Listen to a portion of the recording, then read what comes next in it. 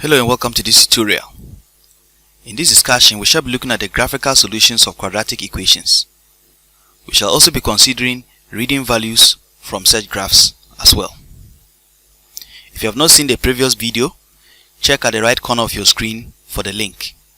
Before we proceed, make sure you click on the subscribe button, like and share. Thank you. Now, a quadratic equation is of the form ax squared plus bx plus c is equal to 0. As you can see, this is quite different from a quadratic function because at this stage, the y is rather 0. There are many ways of solving quadratic equations. We have the graphical method, also called the geometric method. We have the factorization method. We have the completing the squares method. We have using the quadratic formula, and of course many others as well.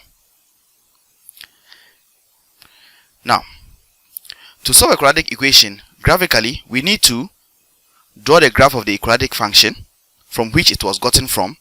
In other words, you draw the graph of ax squared plus bx plus c is equal to y. Or better still, f of x is equal to ax squared plus bx plus c. Or y is equal to ax squared plus bx plus c. Now, find the roots by reading the values of x at where the graph intersects the x-axis or where y is equal to 0 on the graph. Now, y is normally equal to 0 at the y-axis. In other words, points located on the y-axis have the component of y to be 0. So basically, we look at the 2 points that, of course, the graph intersects the x-axis, and then we read from there. Now, if you have this first diagram on your screen, what we have is a parabola that is curved downwards. In other words, it is a maximum value quadratic graph. What do you see? These points of intersection we see right here are the values we are talking about. They are literally the roots of the quadratic equation. Alright? So, the graph, okay, is simply the graph of the function from which the quadratic equation is taken from. So we look at the point of intersection. So we can say that the roots of the quadratic equation are alpha and beta. Now it can also be curved this way. That is a minimum value graph. Similarly, these are basically the roots of the quadratic equation. Okay? And the graph you see there is simply the graph of the quadratic function from which the equation can be drawn from. So we can therefore conclude that x is simply equal to alpha or x is equal to beta. Alright? And these are simply the solution or the roots of the quadratic equation. Now, let's look at reading values on the graph. The values of x given y is equal to k. Let's say that is an instance. Okay? We are looking for, let's say they give you the y component and you're asked to find the x component. Let's have our diagram on our screen. Okay? And let's locate the point k, that is y equal to k, as you can see right here.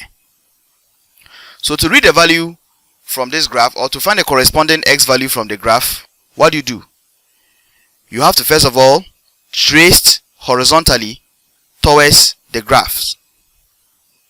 Okay? So as you trace horizontally, you see that it can hit the graph at the right side, and of course hit the graph at the left hand side as well. And then you then draw vertical lines towards the y-axis. Okay? The values you locate on the y-axis, say g and h, become the values of x given y to be equal to a certain value, that is k. So you can see that from the graph, if y is equal to k, x is equal to j, or x is equal to h. Now, similarly, if you also have a maximum value quadratic graph, what we simply have is, let's locate the same value, another value k, okay, on the y-axis. And then you trace horizontally towards the graph, and then you then trace vertically towards the x-axis. And once again, the values you have from the x-axis are the corresponding values of x given y to be equal to a certain number k. Again, we can conclude that from the graph, if y is equal to k, x is equal to j, or x is equal to h. Now, the value of y when x is equal to t. The value of y when x is equal to t. In this case, we are looking for the corresponding value of y given that x is given to you, or the component of x is given to you. So if this is t, as you can see right here, what you just do is that you have to trace vertically towards the graph. Once the line comes in contact with the graph, what do? You then trace horizontally towards the y-axis. Locate the value at which the intersection reaches, and of course, read it out. Now in this case, we are using q. So we can therefore conclude that from the graph, if x is equal to t, y is equal to q. Before we proceed, kindly click on the subscribe button, like, and share. Let's go back to the video.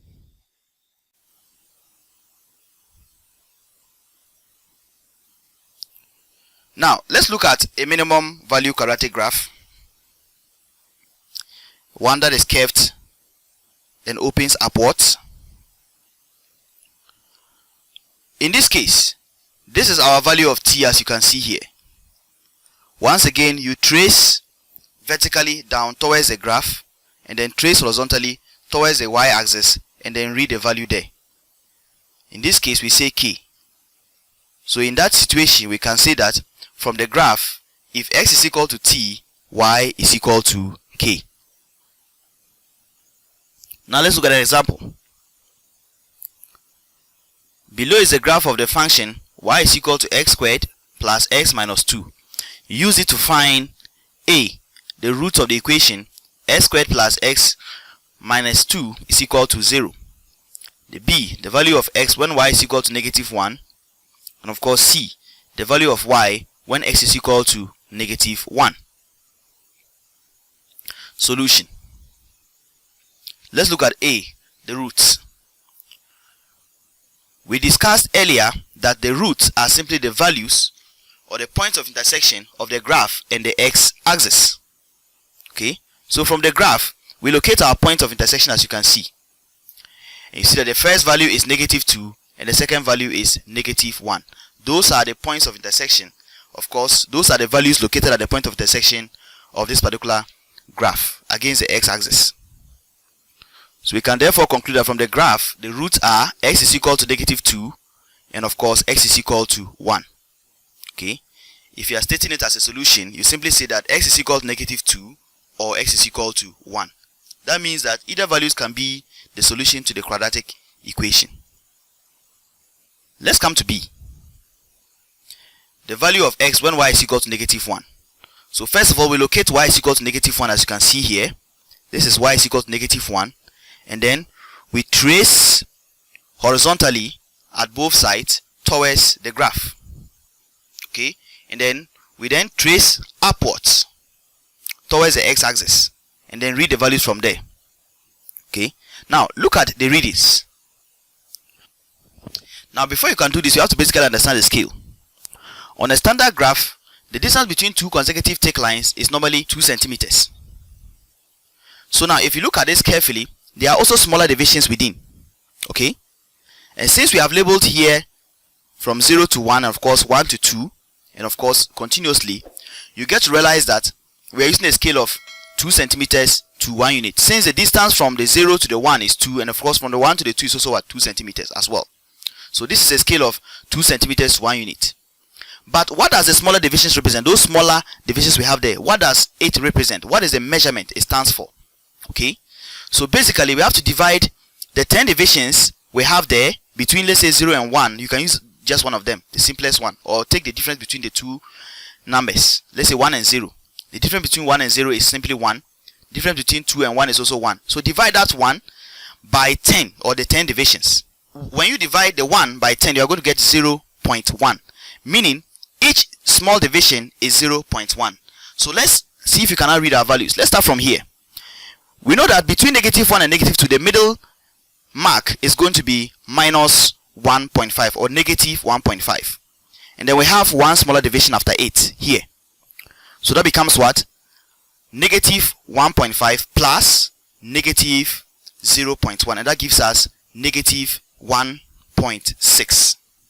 Negative 1.6. Now similarly, if you come to the other line here, between 0 and 1 is 0.5, of course, and there's one smaller division after it as well. So what do? You add that smaller division measurement to it, and that is 0.1 plus 0.5. And what do we have? That also gives us positive 0.6. So we can say that from the graph, when y is equal to negative 1, x is equal to negative 1.6 or 0.6. Let's come to see the values of y when x is equal to negative 1. Now what is negative 1? X equal to negative 1 is right here. Okay. Now first of all, we locate the negative 1, x is equal to negative 1 right here. And then we use a vertical line towards the graph. And then horizontally towards the y axis. Okay. What is the value you read? And of course, realize that from the graph, when x is equal to negative 1, y is equal to negative 2. Remember, when you are asked to read values from the graph, including the roots or the solution of a quadratic equation from that particular function, or better still, reading values from that particular graph, you are expected to leave your marks there like that. Okay, so the markings you made, leave them there as evidence of you using the graph to actually answer them, since there are other ways of finding the values as well. Thank you for your time, and may God bless you. Don't forget to click on the subscribe button, like and share. Leave all questions as well in the comment section. Thank you for your time, and goodbye.